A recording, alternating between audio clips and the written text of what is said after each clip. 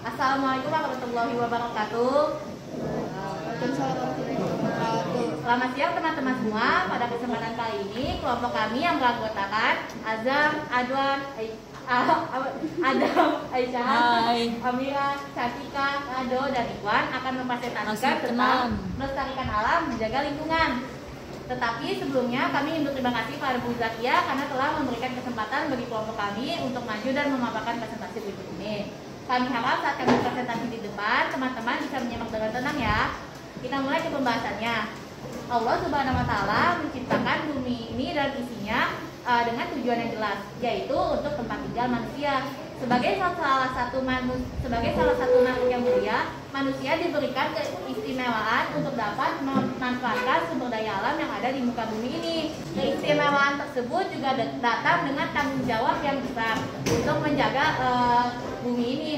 Nah, Allah Subhanahu wa Ta'ala menciptakan bumi dan isinya untuk dapat kita manfaatkan dan kita nikmati sesuai dengan Quran surat Al-Ibrahim ayat 32 yang bunyinya seperti ini.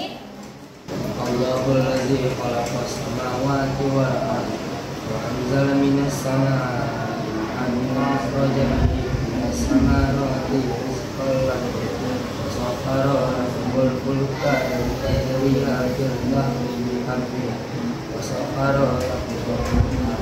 Yang artinya adalah Allah SWT telah menentukan alam ini bagi manusia sehingga manusia mampu memanfaatkan untuk kebutuhan hidupnya.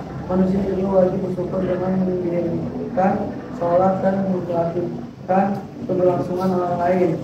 Telah jelas dalam surat tersebut bagaimana karunia Allah SWT sangat besar untuk kita semua.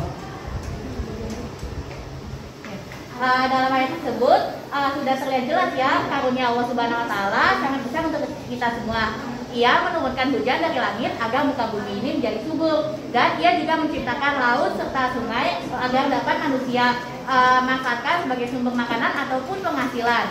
Dan dalam ayat ini juga dijelaskan bahwa manusia juga dapat memanfaatkan alam sebagai alat transportasi. Contohnya seperti hasil pertanian untuk beras, hasil perkebunan untuk buah segar, dan pelayaran untuk mendistribusikan makanan dari satu tempat ke tempat lain ataupun sebagai perdagangan. Selain menurunkan air yang sangat kita butuhkan, Allah Subhanahu wa Ta'ala juga telah menciptakan hewan di muka bumi ini yang sudah dijelaskan pada Quran surat Al-Zukhruf ayat 13 yang bunyinya seperti ini. Litaskahu ala zuhurihi summa taskuru nikmata rabbikum idzawaltum alaihi wa taqulu subhanalladzi sakhara lana hadza wa ma kunna lahu muqrinin.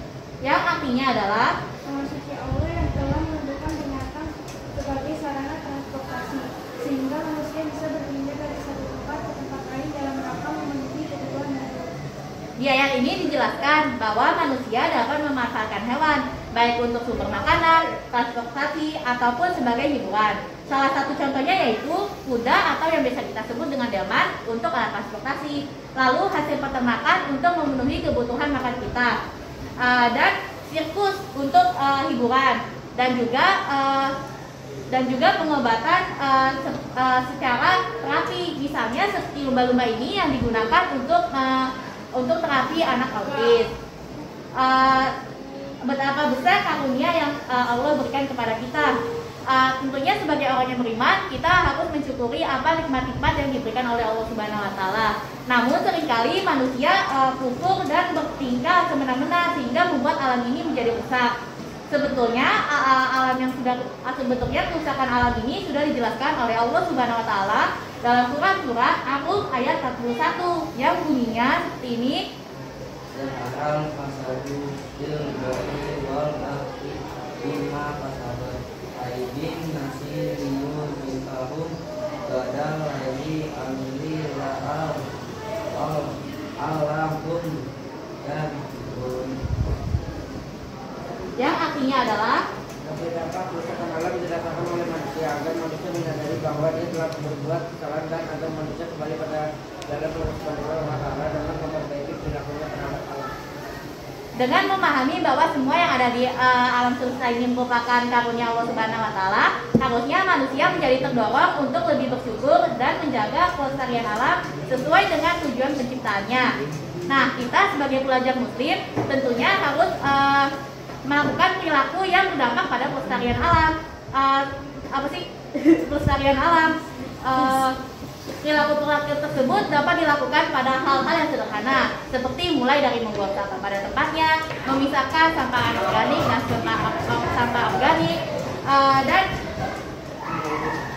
dan mengurangi penggunaan sampah sekali pakai, serta menanam dan merawat tanaman. Oh iya, merawat dan menanam tanaman ini juga memiliki hadisnya sendiri loh, yang artinya adalah Rasulullah SAW bersabda, tidaklah seorang muslim menanam pohon, tidak pula menanam tanaman, kemudian pohon atau tanaman tersebut dimakan oleh burung, manusia atau binatang, melainkan menjadi sedekah baginya. Hadis riwayat Al-Bukhari. Contoh kerusakan alam seperti ada kerusakan kebakaran hutan, polusi udara, hingga banjir. Demikian presentasi dari kelompok kami, semoga dapat menambah wawasan dan keimanan kita pada Allah Subhanahu wa taala. Mohon maaf jika ada kesalahan kata.